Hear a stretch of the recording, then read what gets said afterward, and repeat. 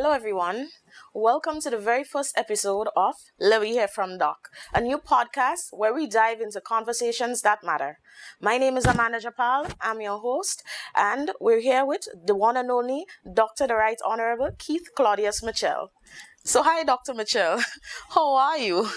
I'm fine, and of course, I'm looking forward to these conversations that we can share with the people of our country, and of course, with all freedom-loving people in the region. Great, great. Apart from sharing things about the country, we want to know more about you because, this is your podcast, this is your place. And I think the people, the 40th anniversary of the new national party, I think it's requisite that the public gets to know you as a person and not just you on the political stage. So my question to you, Doc, is you got involved in frontline politics at a very, very early age. So can you walk us through your journey in becoming a candidate for the very first time? Well, politics was never on my mind in terms of political representation. Um, in my early period of my life, purely I was more interested in sports. As you know, I captained the country's cricket team and played in Windward Island tournament. And therefore, sports was my thing, and the academic successes. And so I concentrated heavily on my academic life. And but I was always a community-minded person. That's how we grew up. My mom and father were people who were very much interested because we all very poor, come from very poor background, and therefore the community life shaped me, and of course the family life shaped who I was in that particular period. So um, when the general elections were called in 1972, I recall that people came forward, a few people, and asked me, people are talking about me, and that I should consider running. I thought this was crazy. It was really crazy because I never saw myself. I was always an admirer of Sir Matthew Gary's his background as a poor person who started with very little formal education but built himself. So, and of course his struggles on behalf of the poor people. The revolution in 1951 is something because my father was part of that whole revolutionary period. So, and he spoke to us about it. So I had always strong interest, but and later on in life I recognized that some of his initiative when in power was somewhat not in my keeping. So although I personally had a strong relationship with him, he always asked me to whenever he had his cricket matches, even when I was not with him politically, he always wanted me to play with him on his team and so on. So I was kind of very close to the political persons, but never interested in that. So when I was asked, it became difficult for me to accept. It's only after a lot of urging of a lot of people, and of course my parents got involved when they realized I wasn't yielding. They came forward. So then I was able to get a group of guys who decided that while we were not members of the Grenada National Party at the time, because it was too much a conservative party in our view, and representing what is perceived then to be the more of people of affordability in the country than Gary's party at the time. But it was felt that we need to come together and help in softening the image of the Grenada National Party at the time. And therefore I was asked by Herbert Blaze, that he knew me and my connection academically and sports-wise, and then came forward and asked me to help to get some younger persons. So I was able to bring on Unison Whiteman. I went to, because we were teaching at the college at the time together. So we were pretty close personally. And I went to Fitzroy O'Neill, who was in the bank, Nova Scotia Bank at the time, and Selwyn Strawn, and a few younger persons. So four of us. Bishop was there. We had a relationship with the New Jewel movement, but Bishop had just returned and he didn't have the connection on the ground at all at the time. So he couldn't run, but he agreed to support and so on. So we joined, and that's why I became a candidate in 1972.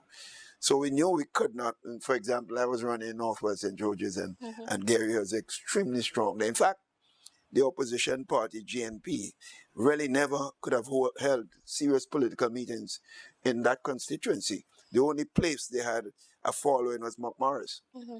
But the Happy where I was from was 90% plus Gary. The Brizan where I was born, the village I was born, I would say 90-something% Gary. Grand Mall, Fontenoy, Cherry Hill, Grenville Vale, New Hampshire. This was all Gary. So although we knew that we couldn't win, I would not win the seat, but the image of joining together would have created a national image for the opposing party to Gary at the time, and that we had a chance. But my seat, I didn't feel. But the reality is, I gave George Austin, who was the deputy prime minister, a hard rub, and I never forget after the general elections. After the elections, I was driving town the next day, and George Wilson and his boys were celebrating, and the Esplanade at the time, called Esplanade, that's where the cruise ship terminals and so on is right now. And they all stopped and told me, come and have a drink with the boys. And so I went and associated with them and have a drink. And George Wilson, before I left them, George said, Keith, I have no doubt in my mind you will be the next representative of Northwest St. George's. And still at that time, that was still far-fetched because my concentration was getting my academic education. I wanted to pursue at the highest possible level academically. And I was an extremely good science student from results in the examination. So I wanted to pursue this. And I had a tentative scholarship from Howard University in Washington. After the A-levels, I wrote them and they offered me some support, so I had intention to leave sometime to go and study. So that was my original entry into the political arena. But I must always point out, as I mentioned to you earlier on, no matter what, I always had a soft personal feeling for Gary because I think he had liked me personally. So even when I was not supportive and opposed him politically, we had a very good personal relationship, and that's the only reason why he kept inviting me to his activities and also inviting me when they had social activities and so on. I would always remember that. So, and he knew that I was not interested in any violent approach to the political change in the country at the time. That's not ever been my style, and it will never be my style. I'm against any attempt to force people by force. So when the revolution occurred and the New Jewel movement came into office, I personally didn't like the approach to removing the government by force. But I suppose over a period of time, people were fed up of some of the problems that were emerging from the governance of the GOLP. And so people came to accept while they didn't like the approach and so on. So that's why some of us gave our initial support to the change at the time, but we were not comfortable with how it happened. Well, thank you. But that says a lot, Dr. Mitchell, in terms of Eric Matthew Gary, because it teaches that we should respect everyone's political affiliations, everyone's political decisions, because it is your democratic right to vote for whomever you it please. And the story about come and from nothing to something is one that will resonate with every youth and everybody today in this day and age, because we're always looking forward and looking out for inspiration, and that gives us hope, because you're sitting there and you're saying, I didn't want to go into politics, and look at you now, you're one of the best politicians of today. So that says a lot. Well, I suppose that's how life changes occur. Sometimes that's how you planned it. But so things happen for a reason, and that's why, uh, Amanda, I'm more a believer in faith. As I grow older, I become more and more understanding that faith is an important part of life. Because where I am today was not something I predicted I would be in. In fact, when I was at Washington and doing extremely well as a professor at one of the best university in Washington at the time, and feeling very comfortable with my life and doing consulting work for many regional international organizations and so on. And we had a company. We were doing extremely well financially. Teaching was just the base of love for what I was doing, but the money aspect was made in business. And therefore, when I had to make the decision when the revolution collapsed, to give up all that to come home, everyone thought I was crazy. No member of my family supported. My mom, my dad, my family, generally everybody couldn't believe that I would do something like this. And in fact, some of my friends tell me, "You sure you know what you're doing?" I'm not sure I knew what I was doing either, but I felt too. You know what? What made me make the final decision to come? When people home were calling and making things, you were critical of some of the things that were going on under Sir Eric while you liked him as an individual. Now you have a chance to implement and make a contribution. Now you're saying that you can't make it. So I said to myself, if I did not go and things didn't turn out right, I would forever blame myself. But if I gave up what I had to, and I knew that if things did not work out, I still had a life to go back to. You know, I said then I could easily do so. So I knew that um, if I went home and didn't work out, then I would never be regretting it. Yes, I would have said to myself, "You did what you had to do. It did not work out, and no one would blame you." And that was the basis upon the reason that I made the decision, because I still was technically attached to the university. They had given me some time and said, "Look, over a period of time, we can't keep the position open too long.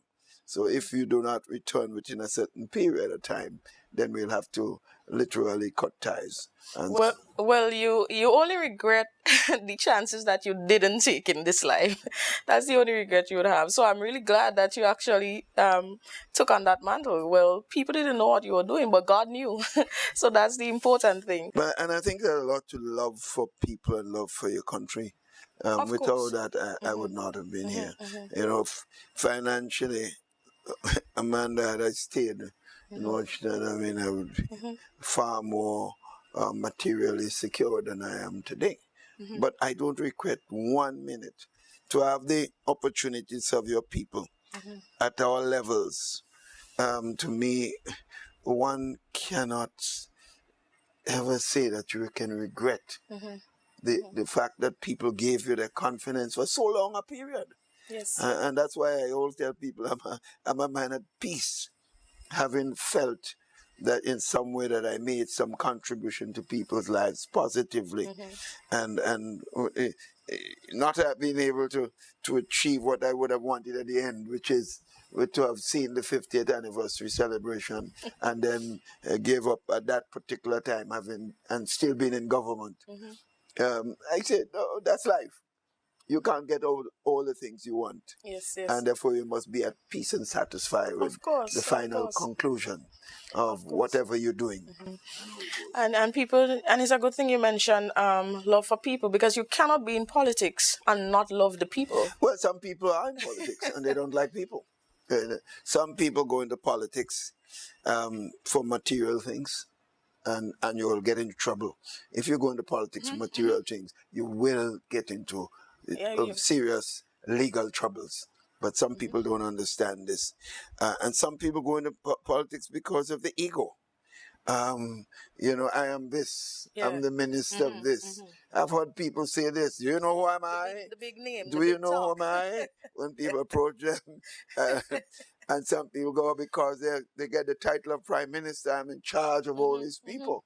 You know, but these things can have the pitfalls too, because the higher up you climb is the harder more you fall. exposed you become, and the harder you will fall. Of course. So one has to be very careful about how these things turn out, and that's why I'm saying I'm at peace with myself right now. Doc, you mentioned various parties like the Grenada National Party and so forth. I understand why you didn't go with Sir Eric Matthew Gary, but why the new National Party? Well, when after the revolution fell, destroyed itself, there was a general feeling, the void, a political void. Don't forget, we had not had a parliamentary system of government for about 5 years under the NJM. Wow. New Jewel movement was in government. So it was felt that given the present situation, people didn't like the possibility of Gary re-emerging and some of the old things that people, the biases people had against him, or the extremism of some of his views and support. That might clash again and bring us into more conflict. So they did not want to see Eric Gary emerging, and they felt the opposition should unite to ensure. And we have to be factual about that too. For anyone to see the decision to form the United Front after the revolution failed, facing the general election, was not an attempt to keep Gary out, you would be lying. That was clearly one of the overriding concerns, and so on, because you had three parties who were contesting at that point, promoting itself as possibility for the country. The Grenada National Party, which was historically they opposed to Gary over the years and was more well known, and Herbert Blaise was the lead of that party for a lot of years. Then you had the National Democratic Party formed by George Brisson. And he had some popularity because people knew him as a teacher, and a lot of young people supported George, and so on. And then you had the Grenada Democratic Movement, of which I was part of led by Francis Alexis, and we were articulating during the period of the revolution the problems that the revolution created for itself by jailing people without charge or trial, and the lack of democratic institution in the country, and what appears to be the arrogance of the New Jewel movement in government, and so on. And therefore, the feeling was we need to ensure these things don't return. And therefore, a lot of people then said, look, guys, you need to... Tillman Thomas was also, because he was in jail during the period of the revolution. And therefore, since we were articulating on behalf of the prisoners and so on at the time, he automatically joined the GDM, which I was part of, and Francis Alexis was the leader people of. wanted some change. So there were three parties. So people urged us, no, if you go into election with all three parties, Gary's going to win. Right. And that was clear, that was pretty factual, and in fact it would have happened. So you needed to be strategic. Yes, it could have. And therefore the whole formation, regional leaders came together and spoken to the different political organizations. There was a meeting in Union Island, and the decision was made to agree to form the New National Party. That's when the New National Party was born. And it was agreed then that Herbert Blaise, being the most senior person and someone that people trusted for his views and democracy and so on, that he should lead that political organization. And so when it was formed and they came back home, it was decided that they need to look at different positions. And all the parties agreed that I should be the general secretary of the party. So I became the general secretary of the new National Party, and then we ran the general elections and won. And when we won 14 out of 15 seats, Herbert Blaise did ask me as Prime Minister to, when he called me and told me he gave the Ministry of Works, I said, why works? I couldn't understand his logic of giving me works. I'm no engineer. My field was mathematics and of course I thought I would have been more in the given something like education, something like that. I don't know why I am thinking you I should don't have been in know. sports. So, but well, something like that. I would say Sports or yes, finance. maybe right. So he said to me, he was a wise man, very wise because he had experience. He said to me, you should realize that the ministry of works requires someone that has grassroots connection who could relate to people because a lot of it's construction work and work at a level of capital projects and so on. And he felt that someone with that sort of background connection with people should be. And he said, look around in this organization, tell me who in that organization has more connection with ordinary people and people at all levels in the country, including sportsmen and people in education, as an educator myself, and so on. And you should realize that it it became clear to me that this man was thinking of the type of person that should be in different positions in the government, not just giving a man a job because you like him. Yes. And he was really calculating well of the positions that he was putting people And you in. need that in politics. So yeah, you need that. And as I got into the ministry and I started moving around the country, it became more and more that I realized he was quite clear why he was making that decision, because I love people. I like people, particularly poor and vulnerable persons in the society, and I know where I came from. And Amanda, I want to say this too. Sometimes I see people who came from very poor background, who had nothing and had to struggle. People had to help them like I got help to be where I am today. And they get into position, they forget where they came from. And they start behaving, and you would think that they came from some privileged section. I'm sure you've seen some politicians in this period that is now behaving as if they came from a very elite class in the society, when in fact some of them had food to eat at the right time in their own life. And unfortunately, I believe one thing anyone could say, and I'm proud of that, if one thing to say as I come to the twilight of my political career, now no one can say this gentleman has changed. People that knew me 40, 50 years ago will say one thing about this man: he has not changed. What we knew of him that long time ago is still the same person, and I'm proud of that. Of course.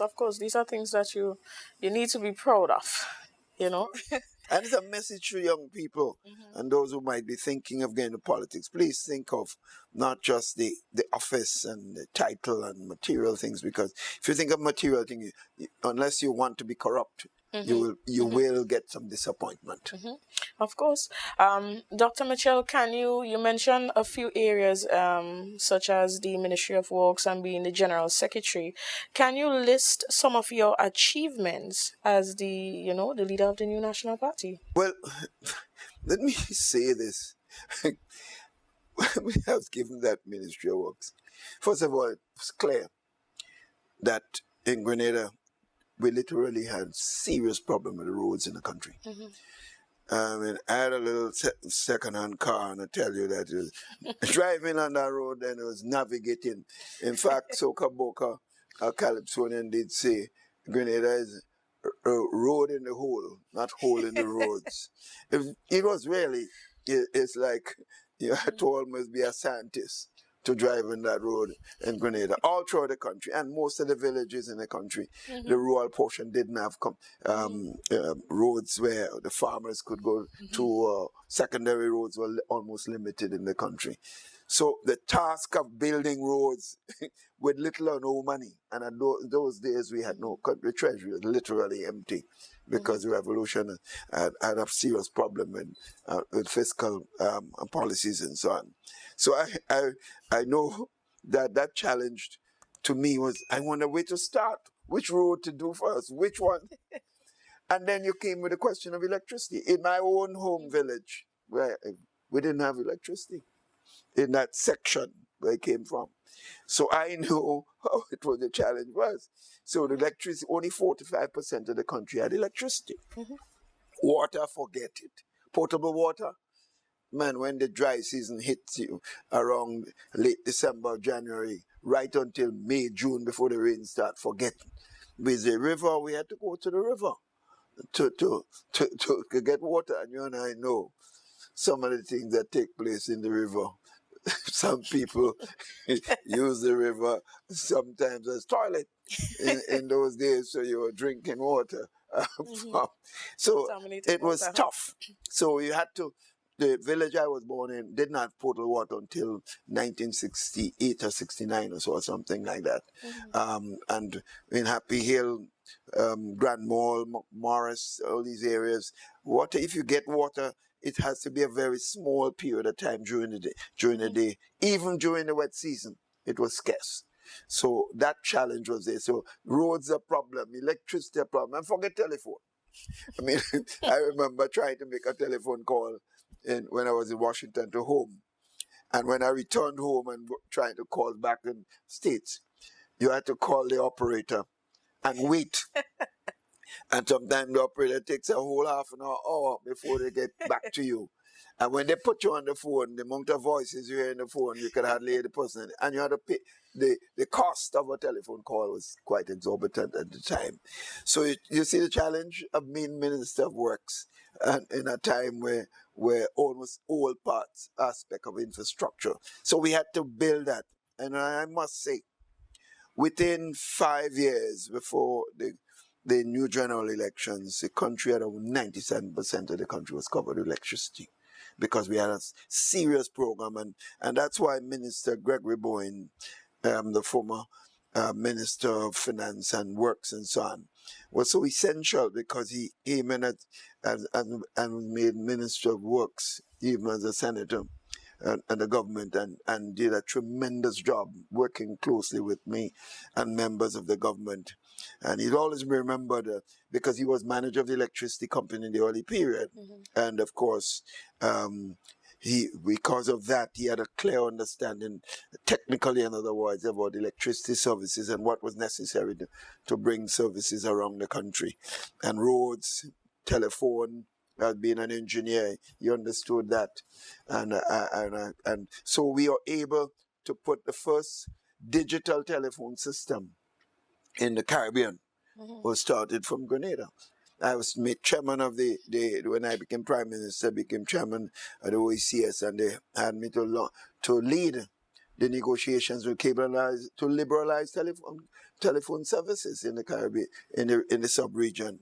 And therefore, we were able to bring in the first digital telephone system. And I remember Carrick was the first place that got one.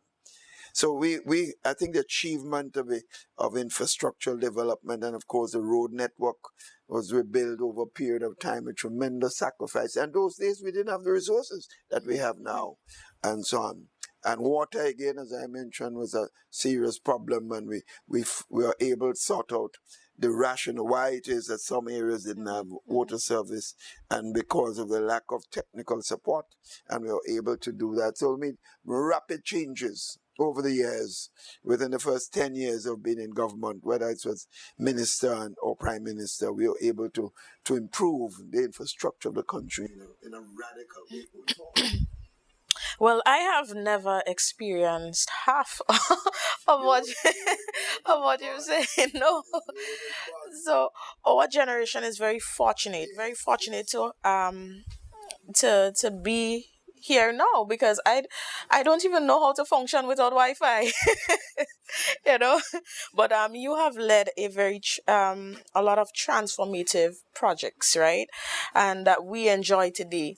So how would you describe in one word, just one word, your journey to becoming the political leader? Just one word. Well, I think it was a lot of pressure. I would say there was an absolute necessity for change. I would say that if there's a phrase I would want to use. And I never saw myself as a leader of the party. Remember, I pointed out the faction of the NNP that came together to form with the other two parties. I was a member of a faction, and that faction, I was not a leader. Right. So the question of leadership But that was pushed on me over and over. And people were pressuring over a period of time. And I remember very clearly when it was clear that the NNP is going forward the general election, and the Prime Minister then, Robert Blaze, was seriously handicapped. He was basically in a wheelchair. And it was clearly identified that he was a very sick person. And that most likely that we don't control life, so we don't know. But it's clear that he was able to function. And otherwise, and that he was deteriorating. Pressure was applied because of my work in the Ministry of Work. As I said, that brought me into limelight. There was a lot of pressure from several quarters of the party. And so I remember when I realized the pressure was becoming enormous, I called a meeting with Ben Jones, who was Mr. Blaze's deputy, because they were together over a period of time, and told him that I was getting a lot of pressure from people to look at the possibility that I'm uncomfortable with it, and I wanted to go to Robert Blaze and tell him to appoint Ben Jones, and I would support him. And he said, "Well, you try your luck." So I asked Mr. Blaze for the meeting, and myself, Ben Jones, and Robert Blaze met at his office at the Botanical Gardens, and I approached him. And I think, fortunate for us, we had the results of a serious scientific survey, because the NDP was now NDC, because George Bruzan left and formed the party. And I remember Mr. Blaze was going to be beaten badly in Carriacou by Nicholas Braffett from the survey. And NDC would not win the election, but we were facing a situation where there might have to be a coalition government without Blaze there, because he couldn't win his seat. And I remember I approached Mr. Blaze and I told him to make Ben Jones a leader. And the only question he asked me, "What do I want?" He asked me, "What do you want?" I said, "Well, I'll just support him." And so when I left his office, and I went to Ben Jones' office, I said, "You know this man." No, he did say at the end, I heard you, and I'll get back to you. Something like that. He didn't agree with me that Ben Jones should be leader at that time. But he didn't say no, he didn't say yes. So I went back to the office and I said, "Ben, you know Blaze better than I do. What do you think his answer will be?" And Ben Jones told me that Blaze ain't going away. He was very clear. He didn't have any but about it. No but. So we are faced with the pressure started mounting more on me. And in the final analysis, I had to yield, because I would have been finished politically if I had not accepted. That's a hard fact. But I knew that would split the party. Because when I did finally agree to accept and run against Robert Blaze in the convention, was a painful decision. People that knew me well, they said that's one of the worst speech that I gave. Because when you are speaking, Amanda, and you are not comfortable, you never sound good. But people felt that they wanted. So I finally I won the leadership, and Mr. Blaze subsequently fired me from the cabinet, which is what I expected. Okay, I did tell him while I became leader, I have no pretension that I technically, it would be said that if a party leadership change while the government is in office, the new leader should become the prime minister. That's how the system normally works. But I wanted no consideration at all. And I told Mr. Blaze that I would continue to support him as prime minister until the general elections. But subsequently, he was being pushed by a number of people, and he fired me from the cabinet at the time. And it was kind of tough at the time, because I'd loved the job and the service I was giving to people, but I accepted the fact. And I never had any pretension of anger against Mr. Blaze. I understand what he was doing. I didn't like the fact that he formed a new party and kept it so-called party in government. To me, when a party wins an election, the only time the party should be out of government is when that party is a new election is called. So what Mr. Blaze did was definitely unconstitutional if contested. But he had the support of the opposition, Brazil and NDC, who loved the split with the new national party. And because they saw me as a challenge, really. And therefore we got beaten badly in the general elections, and we won only 2 seats. And the TNP, Mr. Blaze formed, got only 2 seats too. And Gary got 4, and the NDC got 7. Subsequently, 2 of Gary persons went over to NDC, and Ben Jones went to NDC. One of NDC and Ben Jones, Gary's went to NDC, and Ben Jones and the TNP went with he and Alan Walker that won the seat for TNP went, and so NDC had 10 persons in government, and we ended up in opposition with 2 seats. At the time. So the history of that period, unfortunately, is not known. There's a lot of misinformation about that period. Those who has a problem with Keith Mitchell, the person, would want to twist it for their own, but they won't give it real facts. I have no reason to twist the facts at all, because you would say, in effect, that I have been reasonably successful in the political arena. There's no need for me to try to twist facts about that particular period. Well, Doc, you should write a book.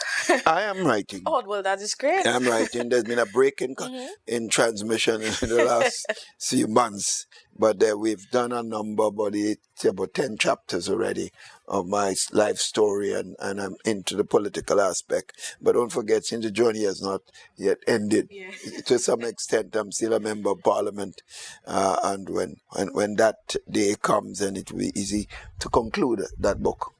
Hopefully God gives me the opportunity, life, and the health as I am enjoying now to continue to be able to reach that stage where I can conclude the book in a way that I'm proud to say so. Of course. God will definitely bless you. Well, I hope so. The shelves need that book. Right now, we need these books in school and so forth, so that we can get factual information. Yeah, sure. And look how far you've come. So, Doc, over the years, we have seen many leaders come and go. How have you been able to keep the party together for all these years? Well, I think, one, you have to be grounded with people. I think, secondly, I think you have to respect people. People might be considering certain persons in your organization and we'll call them at the low level, but there's nobody at the low level. There's nobody at the high level. We just happen to have different titles, but everyone deserves respect.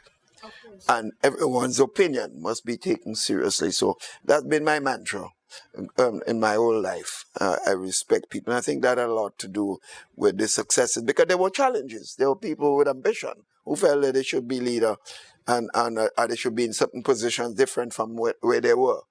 And at one point, the party literally almost split when a group formed itself into what they call the NMP A team. And they defined us as the NMP B team. And we had a convention in McDonald College, and unfortunately for the A team, the B team beat them badly. And therefore, there was a little atmosphere of discomfort initially among several of them who went that way, but most of them came back in, and some who did not come back in stayed on literally retired from active politics. And therefore that period the party became stronger after, and won the general elections 5 years later after only having 2 seats. Beat the incumbent party who had a lot of money and we had no money, who had power and money, and beat them in the general elections in 1995 and formed the government. So, Doc, the NMP is the only party in history of the Commonwealth to win 3 clean sweeps on 3 occasions under your leadership. What would you attribute to such a tremendous accomplishment? I think, as I said, I used some word a while ago, respecting people.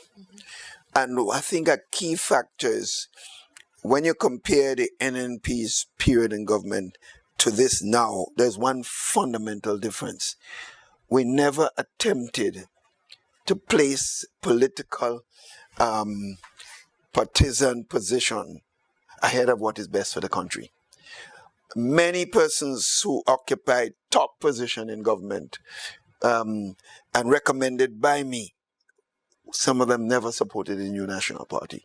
But I felt they were patriots, they were decent people, they had people with character, and therefore I felt, and I always told my party members when some of them objected, I said, listen to me, you put that person there, and they because of the character and because of the patriotism, and they do an excellent job. They may not vote for you, but you're going to get a lot of votes from people based on the services. On the other hand, you take a key member of your party, somebody who is a diehard NNP, you put them in the position and they do not perform the task properly. You would lose lots of votes because people would suffer from the services. Which one do you want? Now, I have to be practical. If you have two persons equally competent and capable of delivering the service and one supported you, I expect that you're human. You will choose somebody who supported you. But if the difference is so glaring and wide, you'll be absolutely foolish. So I think the fact that no NDC person, we have people in our party who did some wrong things. But when it came to my attention, I did have to correct it. And there are people who will twist what our intentions were in a certain actions that we take. But I think people generally would say that no one felt, because they were NDC or not necessarily playing the partisan political line, that they didn't have a chance to pursue their goals and so on. So I think when some of the people got fed up with their party, it wasn't difficult for them to vote NNP while not necessarily identifying with the NNP. And I think this situation is emerging again. The NDC supporters are angry, generally angry with the leadership that they have in place. And therefore, it's not going to be too difficult for them to support an NNP party with the leadership they believe that will identify them as being anti-Grenadian and not willing to give them an opportunity to succeed in their own life endeavors and so on.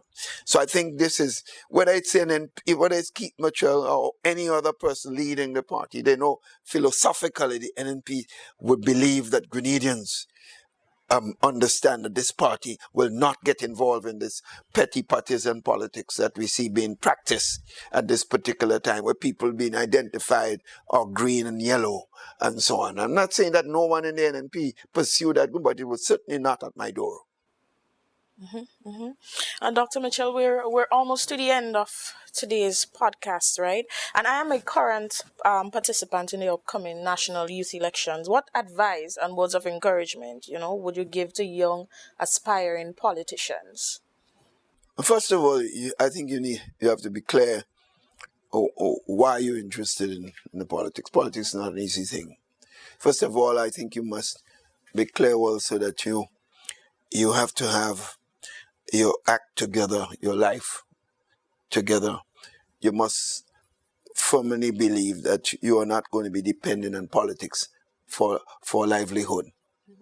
Because you will get into politics today, become a minister tomorrow and earn a decent living, and that party loses an election, and in a small society like Grenada, there's not a lot of room from an opposing a government in office and being able to survive on his own unless he has independent resources. So I think being able to fortify yourself. When I decided to finally come back here to make that contribution and make the sacrifice, I was clear if the worst case happens and that we didn't get in the government, I would still be able to earn a livelihood and survive. So I think you need to watch that. Your own personal satisfaction, you must be prepared to make that sacrifice and be aware that the possibilities are that you may have to depend on your own independent views. Setting up a little business may be also a good idea to prepare yourself for that aspect. But I think also loving people and caring about people. And one thing, Amanda, we almost know. Sometimes we believe that we can fool people. We can't fool people about ourselves. We might be able to fake for a while, but we will be exposed. So you have to be natural. People must feel that you care deeply. And this thing is not just about you and the position that you want. It's about them. And clearly, you are not going to be removed from the equation of where things happen. So I think that's a fundamental aspect. One has to be able to show empathy. You cannot be in politics if you do not have the sort of empathy for people. You should not go and teach people in a classroom if you don't like people. That's right. You should not go and become a medical doctor once serving people in the area to deal with the health issues. If you do not like people, because that will come out. And if you're in politics, it's the obvious place that you will be exposed if you don't like people. So I think these are some of the advice I would certainly give young people. And of course, identifying with your age group and identifying with their concerns.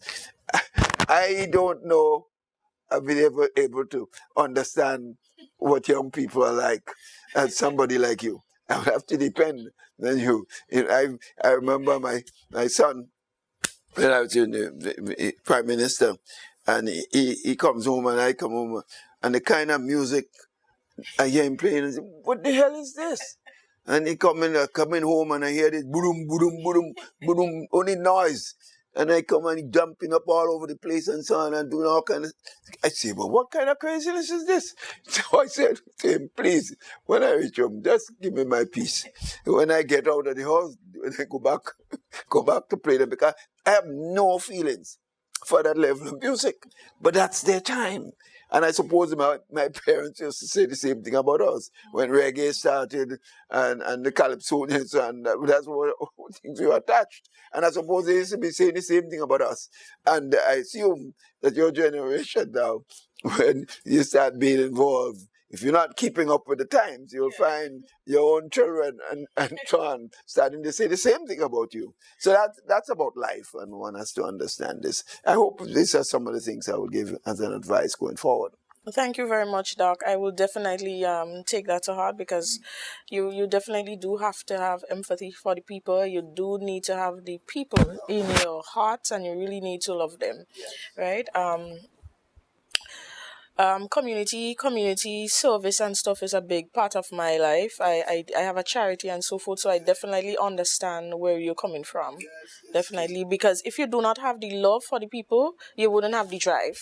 You wouldn't have the ability to continue pushing and going you won't forward. succeed. Of course, you will have a temporary success, but yes, you will be exposed. Mm-hmm. Of course, on a large scale. And I'm too. sure we've seen that today.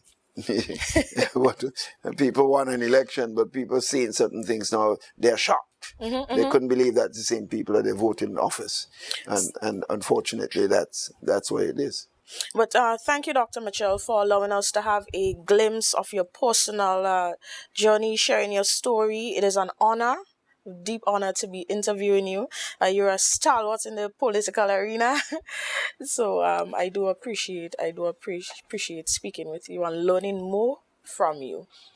Well, it's my pleasure, and I think that's my role that I have to be at this stage of my life, helping to the young people to understand my life's story to some extent. And it was not always something, every aspect of my life I'm proud of. There's some mistakes I made. I certainly would not, would certainly want others to avoid it, and that's what life is all about. But I think I feel a sense of I always feel grateful to the people of the country, despite some of the negatives that have occurred and the unfair attacks that I got, the lies that were propagated. But I always feel that the people have given me a lot, and I will always be grateful for the love and appreciation and support that I got for the majority of Grenadians. I will never be able to forget that. Thank you. So once again, Dr. Mitchell, thank you. Thank you. Thank you. You take care. And keep going, man. Keep going. You're on the right track. Keep moving. Keep moving. Keep moving. No one should stop you now. Thank you for listening. Like, share, and subscribe to our channel. Sure.